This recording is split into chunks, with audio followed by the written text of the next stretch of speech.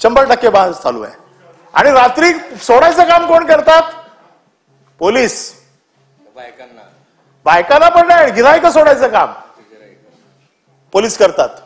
बघायचं असेल तर चला रात्री आजच दाखवतो, आजच फैसला करून टाकवायचा. आणि हे सगळे डान्सवरचे रेट कोण आहेत?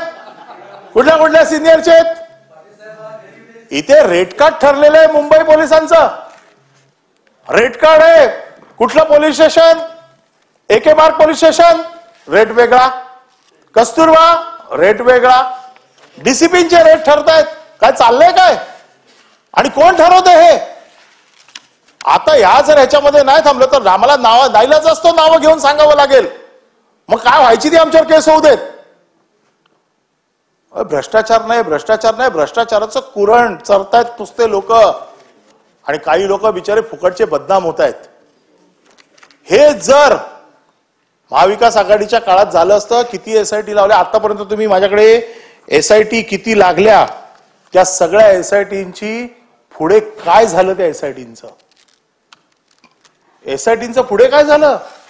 तुम्ही प्रत्येक वेळेला SIT लावून टाकली. त्या SITने क्लीन चिट दिली की नाही दिली?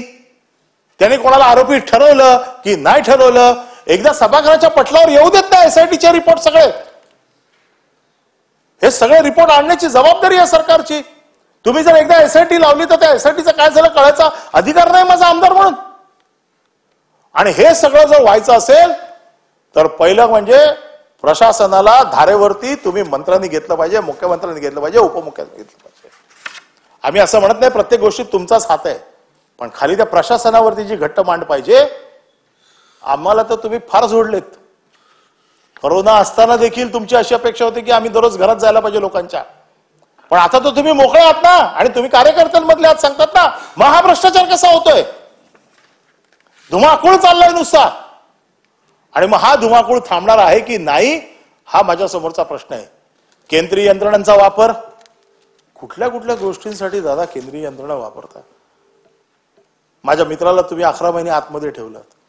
11 महिन्यानंतर सुप्रीम कोर्टात तुम्ही काय सांगितलं? आमचं का ऑब्जेक्शन द्यायला सोडून द्या. कोर्ट विचारतो मग ठेवला कशाला? तुमचं ऑब्जेक्शन नाही तर सुप्रीम कोर्टात नो ऑब्जेक्शन. 11 महिने काय यंत्रणा तुमच्या हातात आहे म्हणून? कोंबडी अंड खाल्लेली कोंबडी खाण्यावरती आहे, कोण काय खातो त्याला.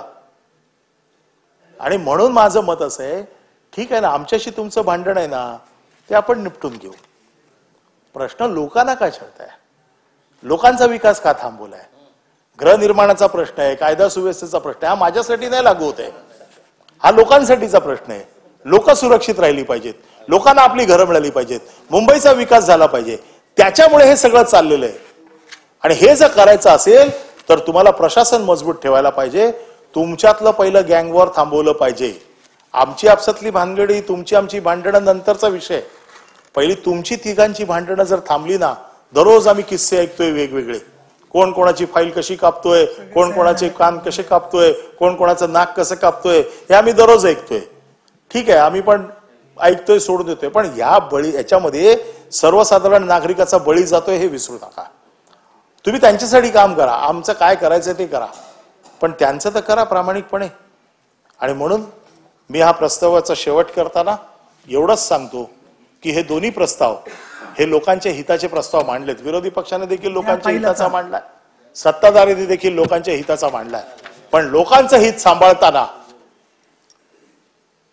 भेदभाव करू नका.